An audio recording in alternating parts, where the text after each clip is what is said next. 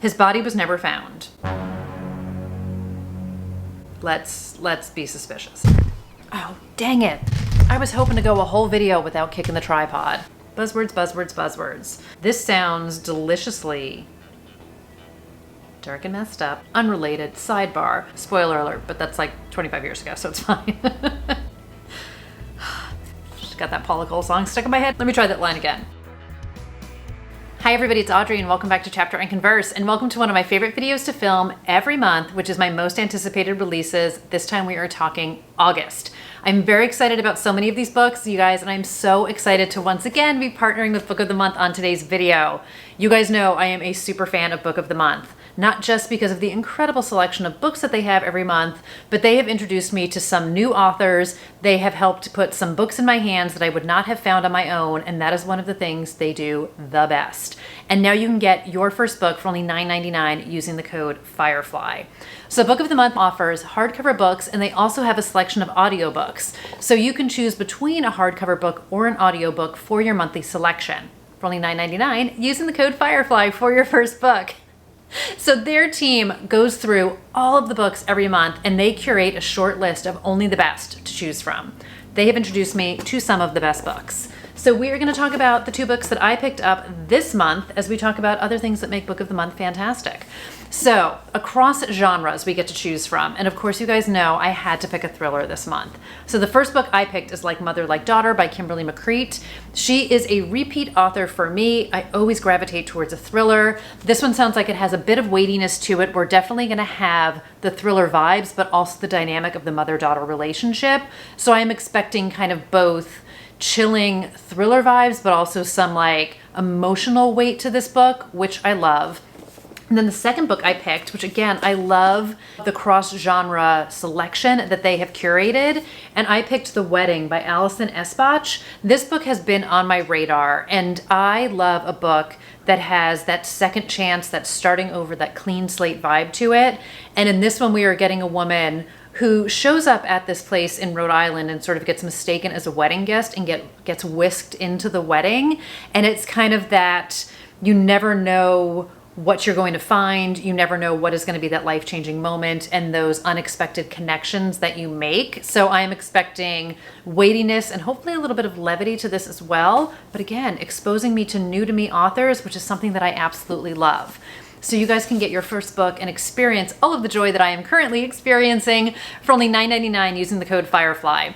You guys have heard me talk about Virtual Book Tour, which is also their podcast that they have. Sarah Pekkanen was just on it. We are going to talk about Sarah Pekkanen a little bit later in this video, but they have such interesting interviews with authors, a bit behind the scenes of their books, definitely like some games and some levity. It's just fun. You guys know I love an author connection. I love learning more about the book, and I love everything the Book of the Month offers to give us this well-rounded experience. So again, you can choose an audiobook or a hardcover book. 5 to 7 books every month. They have selections that you can choose from across all genres. You will get those early releases, you will get new releases, again, new to me authors, repeat favorites, and you can get your first book for only $9.99 using the code FIREFLY.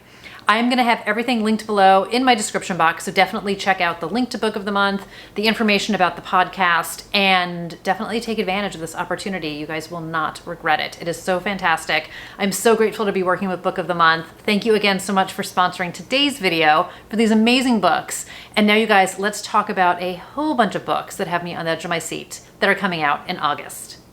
So we are going to kick things off with August 1st. So this is actually a UK release date, but since I know I have viewers from the UK and some of us in other places like to do some international book shopping, the first book is Witness 8 by Steve Cavanagh, and this is number 8 in the Eddie Flynn series. Now I am going to say you do not have to read these books in order. I say this as someone who read book 4, not realizing it was part of a series, and who fully intends to read other books in the series, not necessarily in the order in which they were published. So take it with a grain of salt, but that is my game plan.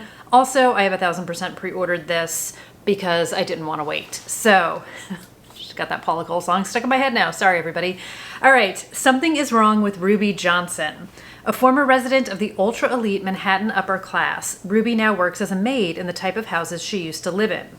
Unassuming, she sees everyone's dirty secrets. from the inside of their beautiful renovated brownstones. But when Ruby witnesses a murder, she has wicked plans in mind that don't involve telling the authorities the truth. I already love Ruby. So we enters Eddie Flynn. He is our streetwise ex-con artist turned defense attorney and is the only lawyer in New York City willing to take on hopeless cases. And there is no case more hopeless than that of John Jackson's. So his gun that killed his neighbor is found with Jackson's DNA in his own home. Whoops. Flynn and his unconventional team will need to use every trick they know to keep an innocent man from being locked up. But to save his client's life, Eddie must first protect his own, as the scariest organized criminals in the city are out for his head. So I have talked about Steve Cavanagh many a times here. 13 is one of my favorite books of all time. I read Kill for Me, Kill for You earlier this year. He's such a great writer. I am sleeping on so many of his books, which does not stop me from buying them. But I'm shouting this out for all my Steve Cavanagh fans out there. If you would like to get your hands on it, you can. You can do that. And then we also have a US release on August 1st, and this is Not What She Seems by Yasmin Angoe. And this says she left home as the local pariah at 22, but when a family tragedy brings her back, she must confront her tortured past and a new danger in town that no one seems to understand but her. So already I love past and present. I love past mysteries coming to haunt you in the present.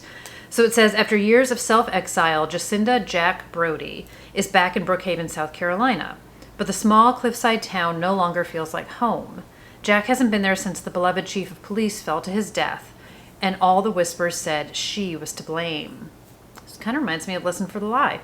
The chief was Jack's father. Racked with guilt, Jack left town with no plans to return, but when her granddad lands in the hospital, she's rushed back to her family, bracing herself to confront the past. Reluctant return home, another one of Audrey's favorite things. Brookhaven feels different now. Wealthy newcomer Faye Arden has transformed the notorious Moore Manor into a quaint country inn. Jack's convinced something sinister lurks beneath Faye's perfect exterior, yet the whole town fawns over their charismatic new benefactor. And when Jack discovers one of her granddad's prized possessions in Faye's office, she knows she has to be right. But as Jack continues to dig, she stumbles upon dangerous truths that hit too close to home. With not only her life, but also her family's safety on the line, Jack discovers that maybe some secrets are better left buried. These are things that I absolutely love in a book. But I'm really excited for this one. So again, so many things that I hit. So many hot buttons in this book that hit home for me. Reluctant Return Home, Past and Present Mysteries. You know I love it all. And it's also giving me like a smidge of Kristen Bird's latest book, Watch It Burn, with like that mysterious-ish benefactor in the small town and suspicions around it. So I love it. Ticking all my boxes. Okay, cruising into August 6th. The first book I have is The Pairing by Casey McQuiston. This was also a book of the month selection, but I already pre-ordered it, so that is why I picked what I picked. But you guys can get this one this month if you are interested. I loved Red, White, and Royal Blue.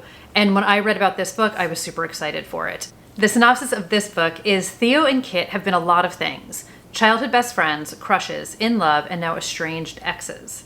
After a brutal breakup on the transatlantic flight to their dream European food and wine tour, they exited each other's lives once and for all. Time apart has done them good. Theo has found confidence as a hustling bartender by night and aspiring sommelier by day, with a long roster of casual lovers. Kit, who never returned to America, graduated as the reigning sex god of his pastry school class and now bakes at one of the finest restaurants in Paris. Sure, nothing really compares to what they had, and life stretches out long and lonely ahead of them, but yeah, it's in the past. All that remains is the unused voucher for the European tour that never happened, good for 48 months after its original date and about to expire. 4 years later, it seems like a great idea to finally take the trip. Solo, separately. It's not until they board the tour bus that they discover they've both accidentally had the exact same idea, and now they're trapped with each other for 3 weeks of stunning views, luscious flavors, in the most romantic cities of France, Spain, and Italy. It's fine. There's nothing left between them. So much nothing that when Theo suggests a friendly wager to see who can sleep with their hot Italian tour guide first, Kit is totally game. And why stop there? Why not a full-on European hookup competition? But sometimes a taste of everything only makes you crave what you can't have. I am expecting some steaminess, some humor, probably some emotional tear jerking. I'm comparing that to Red, White, and Royal Blue and every emotion on the spectrum that I felt while I was reading that book, which I loved. So I'm very excited for this one. It feels like a perfect summer romance, and I am all here for the trip to Europe that I am not taking this summer, and I'm happy to live vicariously. So in for this one. Now for a thriller turn, because of course, and this is House of Glass by Sarah Pekkanen. So I read her, I don't want to say like her solo debut. So she writes with Greer Hendricks. They did The Wife Between Us, amongst others.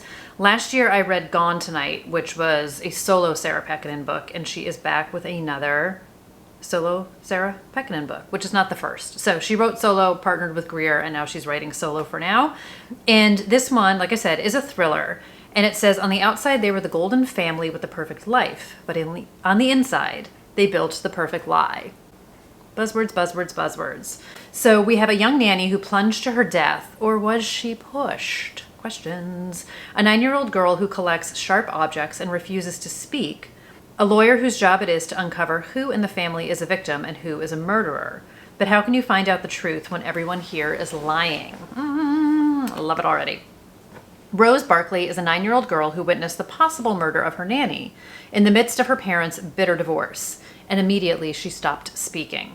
Stella Hudson is a best interest attorney appointed to serve as counsel for the children in custody cases. She never accepts clients under 13 due to her own traumatic childhood, but Stella's mentor, a revered judge, believes Stella is the only one who can help. From the moment Stella passes through the iron security gate and steps into the gilded, historic DC home of the Barkleys, she realizes the case is even more twisted and the Barkley family far more troubled than she feared. I am so excited for the most twisted family ever. Bring it on. And there's something eerie about the house itself. It's a plastic house with not a single bit of glass to be found. Okay, that's weird. As Stella comes closer to uncovering the secrets the Barkleys are desperate to hide, danger wraps around her like a shroud, and her past and present are set on a collision course in ways she never expected.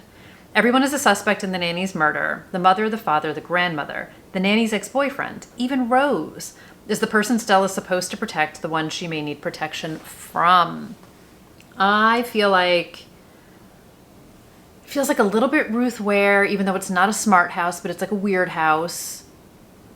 It feels a little bit like The Push with a creepy kid. And I'm totally intrigued. I also love this like purple as purple can be cover, right? I'm excited. Sarah Pekkanen can write a book. She can write a twist. She can write an unexpected ending, and she can keep me hooked to the page. So I was going to say tuning into this one, but you know what I mean. I'll be reading it.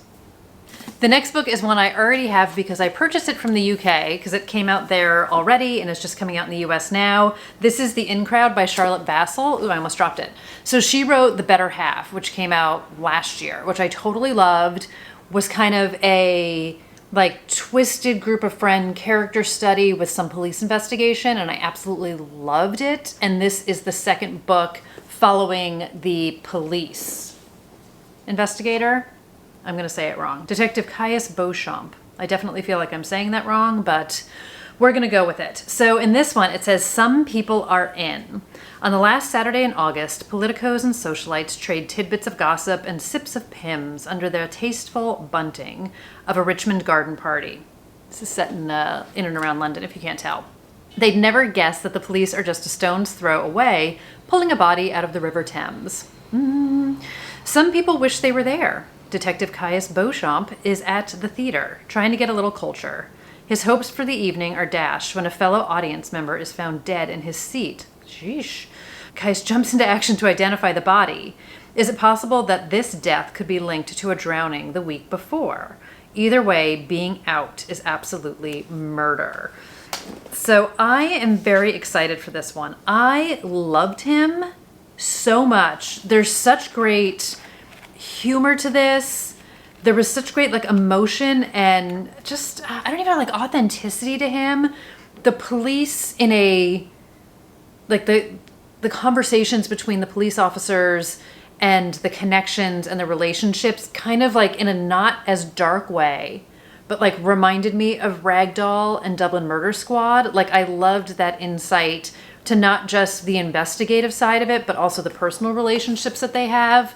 And I loved like the approach to the investigation, how we got a really good mix of his personal life and his professional life, and then the case that he was investigating at the time, which was just these rich group of friends with lies and secrets and all sorts of stuff going on between them, which of course is one of my favorite things in the entire world. And that one also opens with a dead body found, and in that one Caius is out for a run and he stumbles upon the body, so he seems to have a knack for finding the dead bodies, which is great. So I'm excited to read it, and shame on me, but I have an addiction.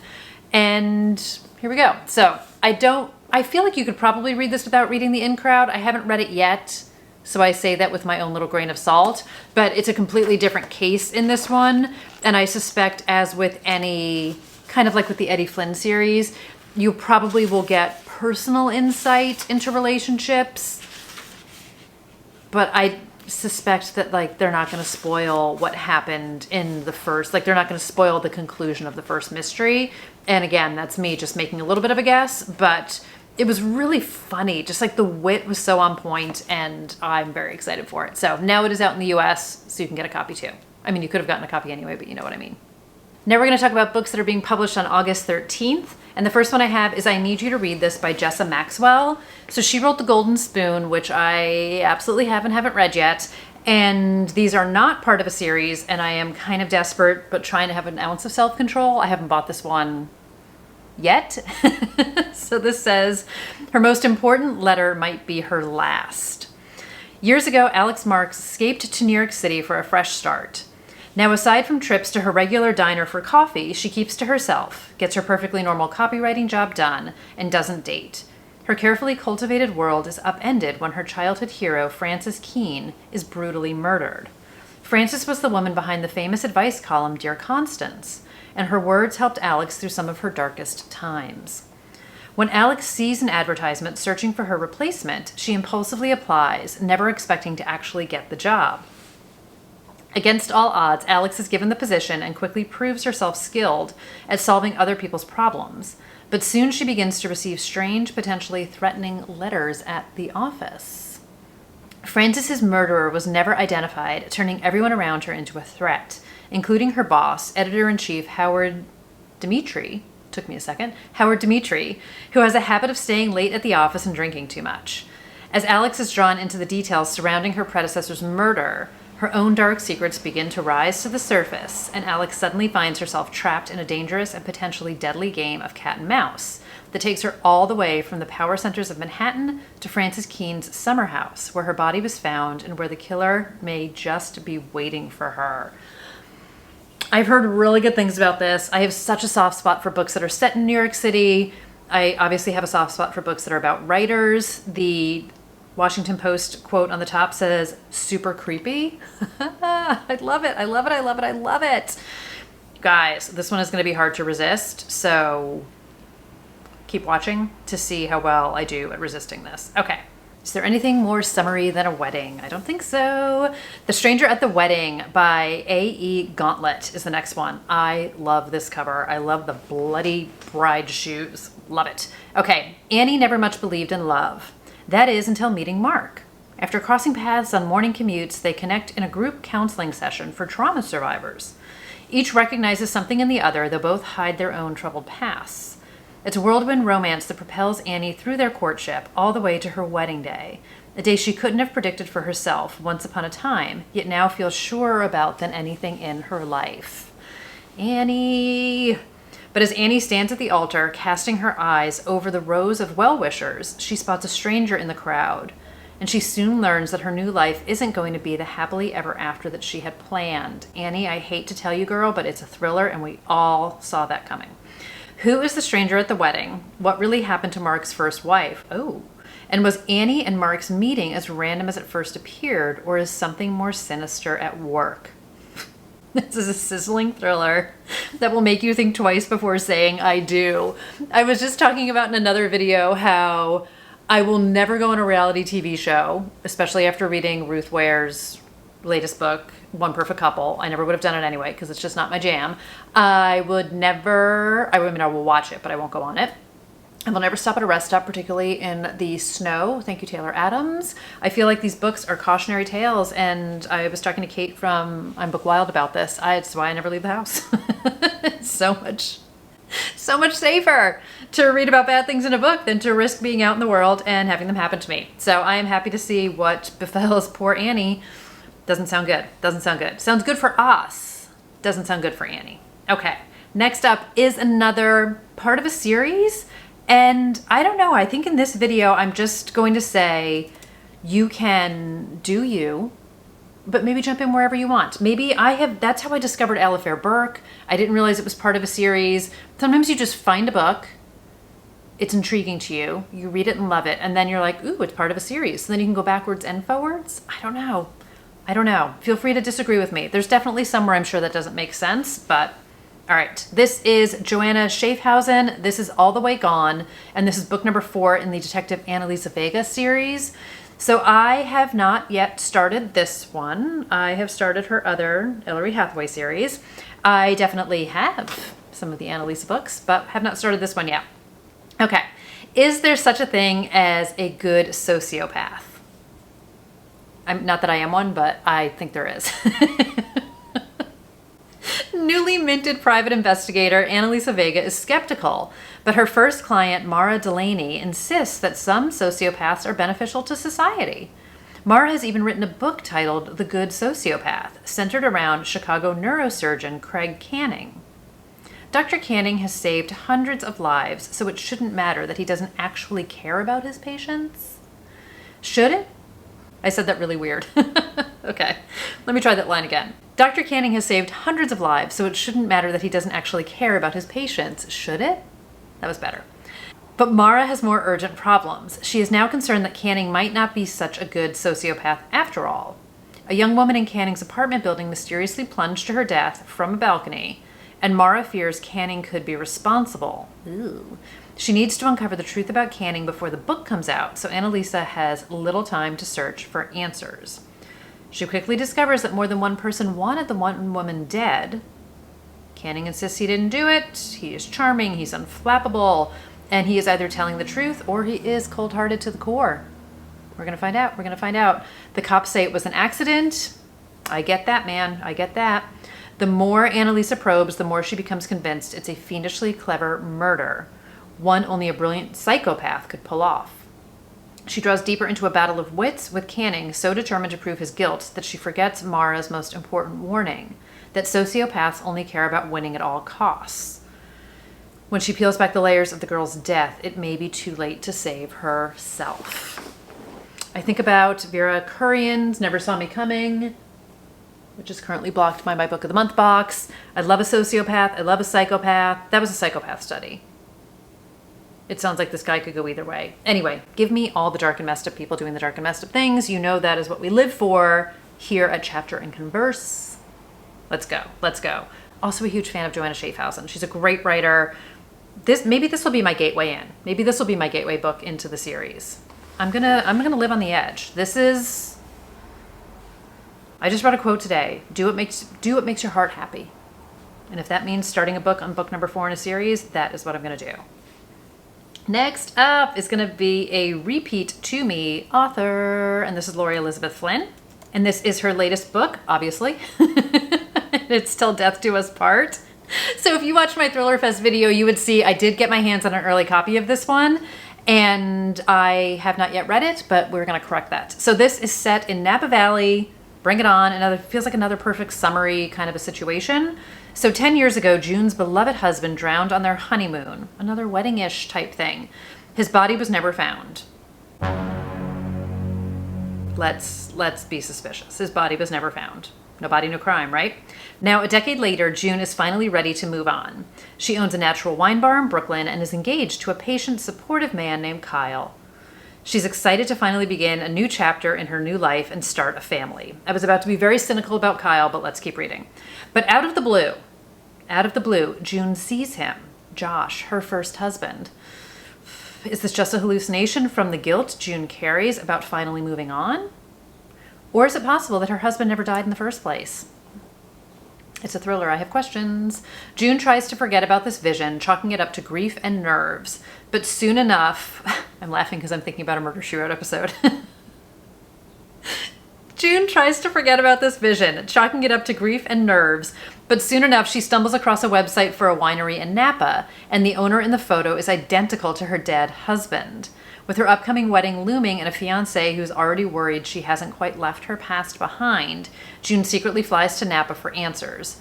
But she's not prepared for all the secrets she's about to unlock because everything she thought she knew about her first love is a lie.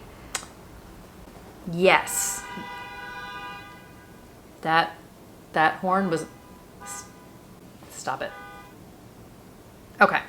I am a huge fan of Laurie Elizabeth Flynn. The girls are also nice here. Was game-changing. Such an epically good book. I'm excited for this because this is totally different from that in terms of that was like two girls who were best friends in college reunion, past present timelines. I am very curious what happened to Josh. I'm very curious if June had something to do with it. I'm curious what's up with Kyle. And then Bring Me to a Winery, all the live long day. I'm excited for this one. Also, stunning cover. I was going to say one of my favorites of the year. It's very hard to pick, but I'm going to say it. One of my favorites of the year. Gorgeous. Gorgeous. The next book I have is The Plus One by S.C. Lalli. This is a new to me author. It is another Wedding of the Year to Die For. Bum, bum, bum. And this one was pitched as White Lotus meets The Guest List. So of course I was instantly interested in this one. Words. Okay. So we have two business moguls were set to be married in the biggest event of the year until they're both found murdered the day before the wedding. Oh, God. And a social outsider must unravel the mystery before her own hidden agenda is revealed. Wow. Okay. The wedding of Radhika Singh and Raj Joshi, a week-long affair at a luxury resort in Cabo, isn't just going to be the event of the season, it will also mark the union of two highly influential and wealthy Indian American families. No expense will be spared for what Radhika and Raj have coined R&R, a week of rest, relaxation, and celebrating their love. Well, oh, dang it. I was hoping to go a whole video without kicking the tripod. Anyway, okay.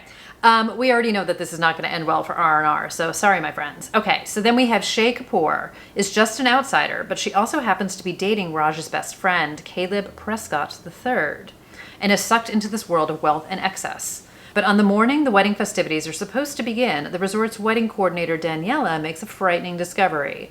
They've both been shot in the head, bride and groom. Okay, wow. Chaos descends, understandably, and the guests are either turned away or sent home, but Shay stays by Caleb's side as the investigation starts to unfold. Family and close friends grieve and accusations run wild. The police believe the murders are a drug cartel hit. Interesting. But even if this was a cartel hit, cartel? Why does everything sound weird to me today? Even if it was a cartel hit, even if the murderers somehow got past the resort's security, the hotel room doors have state-of-the-art locks. There was no way for the murderer to slip into the room without a key. And only the sister of the bride, Zara, the best men, Caleb and Sean, and the wedding coordinator, Daniela, have keys. Well, there is a similar castle episode here.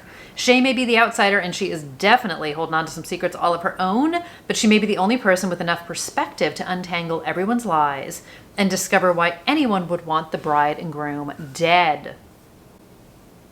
Cover's gorgeous. I'm very excited about this one. This sounds deliciously dark and messed up, of course, but I mean, not that I wish people to have terrible things happen to them at a wedding, but again, I am happy to read about terrible things happening at a wedding. I was also just talking about my love of Jamie Lynn Hendricks' It Could Be Anyone on Kate's podcast, which is a fantastic groom dead at the wedding, let the mysteries unfold. Love it. Love it. Give me bad things happening at other people's weddings every day of the week. Okay. Another bad things happening. Our friend TJ Newman can write a bit of a catastrophe book. Okay. This is her latest book. Let's get to it. And it is literally called Worst Case. scenario, not just worst case. So the way that this book cover, it's worst case, and then underneath it's like scenario, TJ Newman. I literally read it and I was like, okay, it's called worst case scenario. Okay.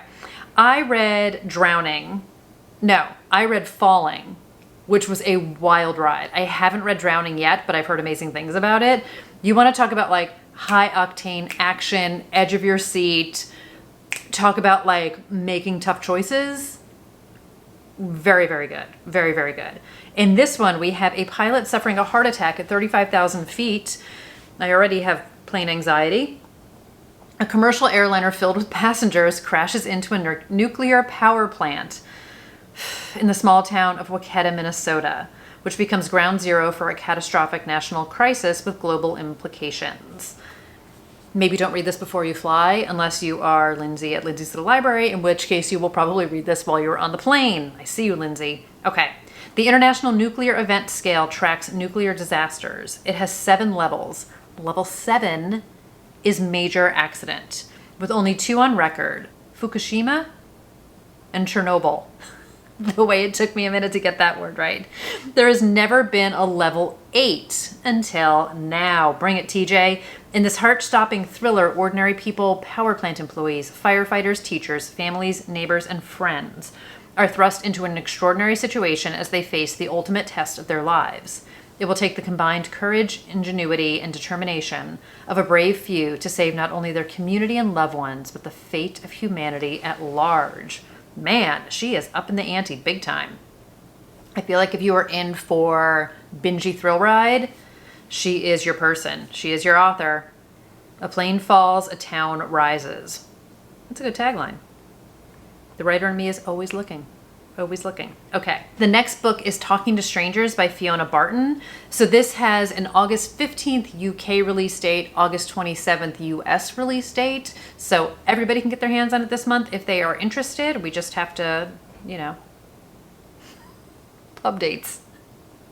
Okay. This says 3 women, 1 killer. Talking to strangers has never been more dangerous. When the body of 44-year-old Karen Simmons is found abandoned in remote woodland, journalist Kiki Nunn is determined this will be the big break she so desperately needs. Because she has a head start on all the other reporters, just a week before Karen was killed, Kiki interviewed her about the highs and lows of midlife romance. That's interesting.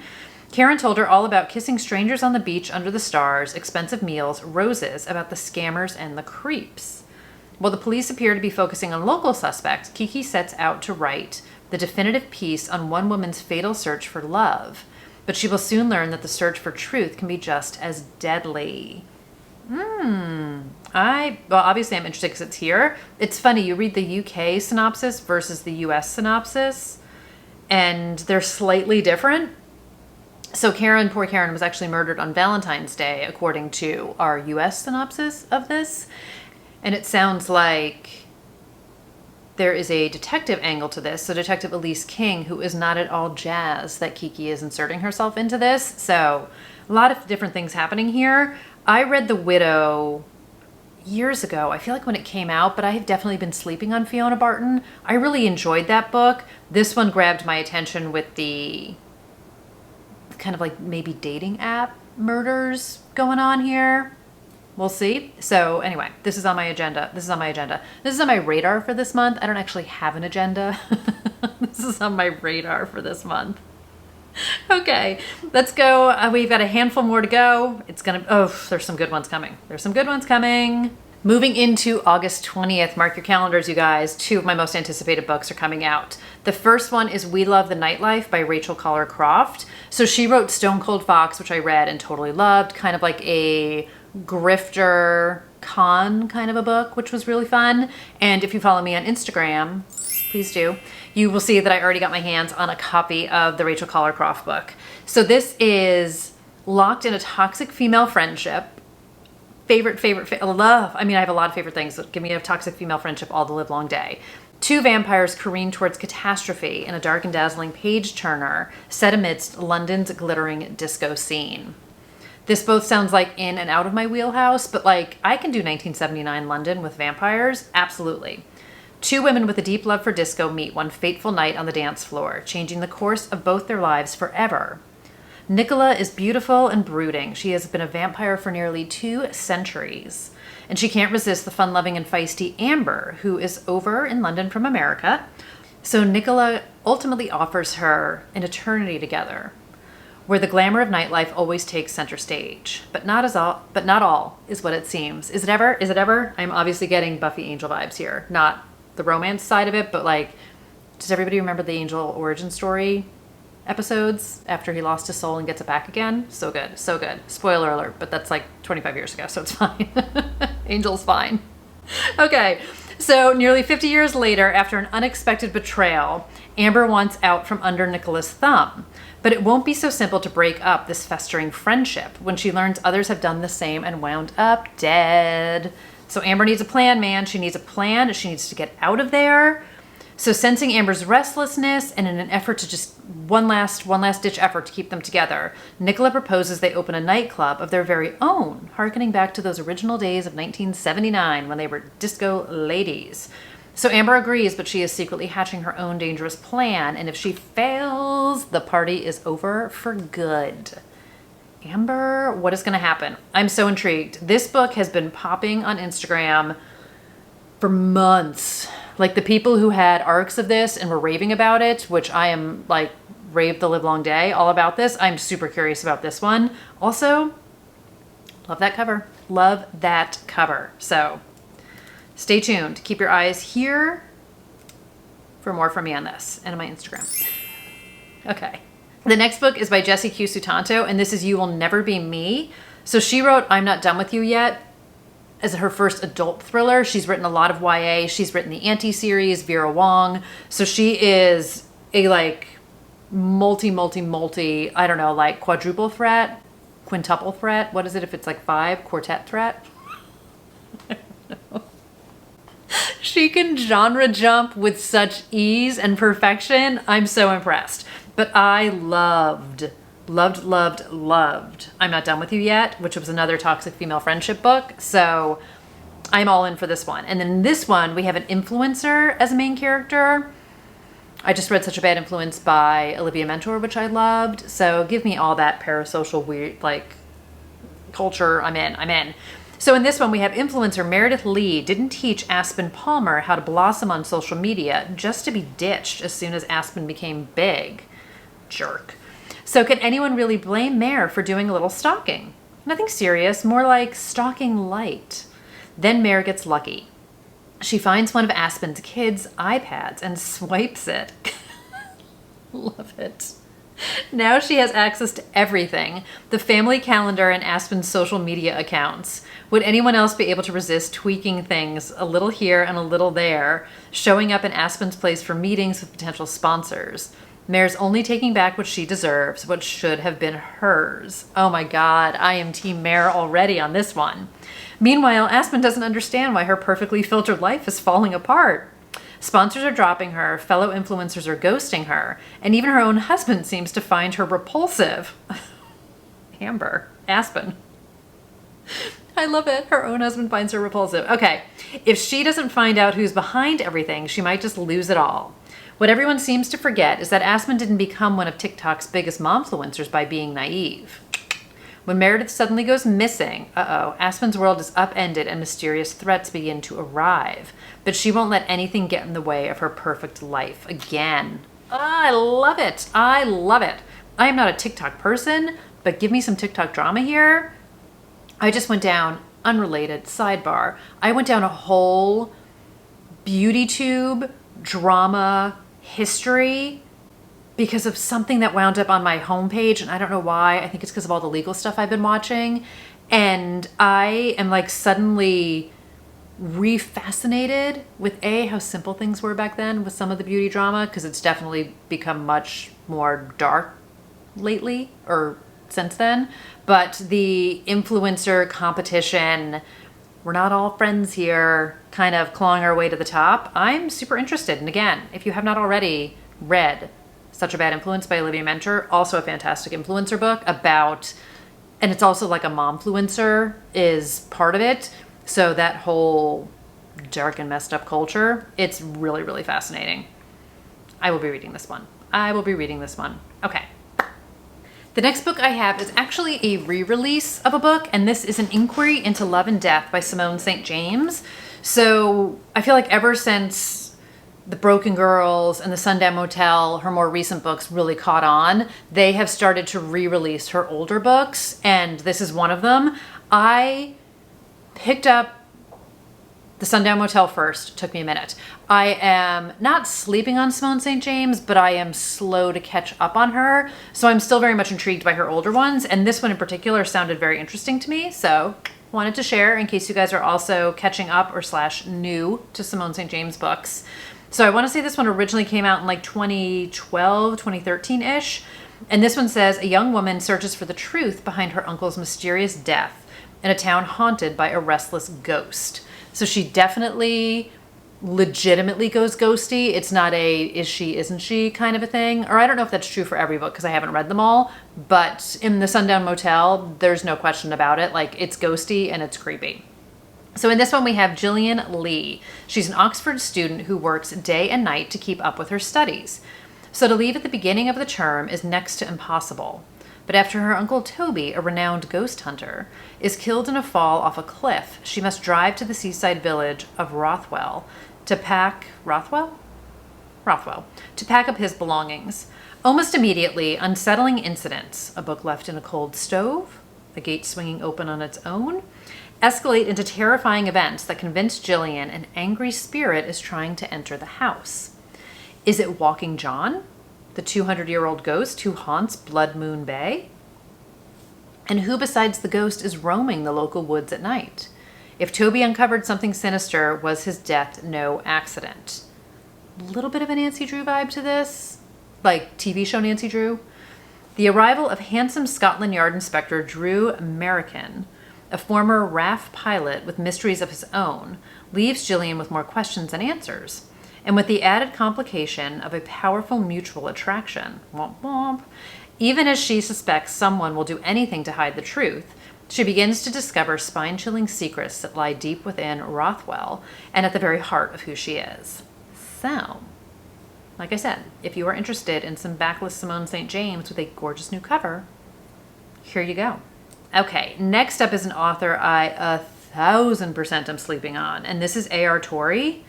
This is called The Last Party, not to be confused with the Claire McIntosh book, The Last Party, but here we go. This one's totally different. So we have a loving mother, a notorious murderer. They both have reasons to hide their secrets. Perla Woltz lives with her husband Grant and their precious daughter Sophia in a gated Pasadena community. I don't know why I'm talking slow. Affluent, sociable, and accomplished, Perla plays the part of a loving wife and mother to perfection. It seems an ideal life, if not for a decades-old crime that has become Perla's dark and consuming secret obsession. I used to work with someone named Perla, and all I see in my head is her. Okay. 23 years ago, Leewood Fulcrum confessed to murdering 2 young girls during a birthday party. Though he's been condemned to a life sentence, his crime is not forgotten, not by Perla, nor by an inquisitive doctoral student interviewing Fulcrum for his dissertation. He's getting the killer to open up about his motives, his confession, and the truth of what really happened that horrible night. As the past and present entwine, the deception behind the infamous murder begins to surface. But who's deceiving who now, and why? And as an ingeniously twisted plan is set in motion, who will be the next to die? I'm intrigued. I'm very intrigued. I 1000% have picked up a few A.R. Torrey books, in that I own them, but have not picked them up yet to read them. But I've heard great things about her writing, and let's add that to the list of things that Audrey needs to correct before 2024 is out. It's a long list. It's a long list. Okay, one more book, you guys. This was an absolute title caught my attention. It's called Then Things Went Dark by B. Fitzgerald. And then it said it's for fans of Rachel Hawkins, which I love her. And it says it has a salacious reality show edge. Again, I don't want to be on one, but I will watch my Vanderpump all the livelong day. So we have the first episode is waiting. Are you ready to watch? No murder has ever had more witnesses. 6 people land on a desert island ready to make their reality show debut. Kind of like One Perfect Couple. But The contestants are suitably glamorous and dramatic, and they're also hungry to prove themselves. The stakes are high, and with millions of viewers watching, losing is not an option. But 3 weeks and 18 episodes later, 5 of the 6 contestants sit in a Portuguese police station, and none of them are winners. Because 12 million people were watching when Reese Sutton died on camera, and someone must pay for the crime. Yikes! The best friend, the rival, the girlfriend, the lover, and the sworn enemy are left standing. And of course, no one is talking. But how do you keep secrets when the world has been watching? Especially when, just a day before his murder, Reese was the most hated man on television. You guys, doesn't this sound fun?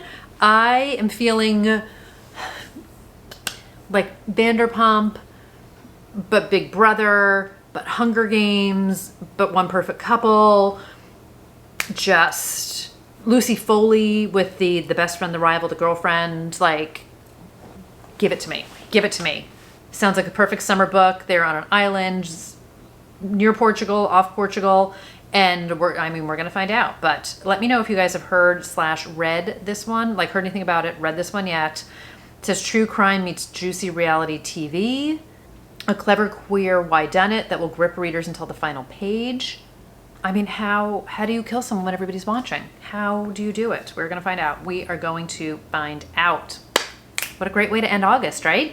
So that is going to do it for everything coming out in August that I have flagged. Let me know what I missed. Let me know which one you guys are most excited to read. And thank you again to Book of the Month for sponsoring today's video. Just a reminder, you guys, you can get your first book for only $9.99 using the code FIREFLY. You can pick up one of the books that I picked up. You can choose others from their selection. There's so many to pick from. Or you can also get an audiobook. So all the details are down below. Click the description box, the link, the details, all the info. And stay tuned here. And I will keep you guys posted on what I read. We'll do some book reviews. I will be back with some more videos real soon. And until then, take care, everybody. Thank you so much for watching, and I'll see you in the next one. Bye, guys.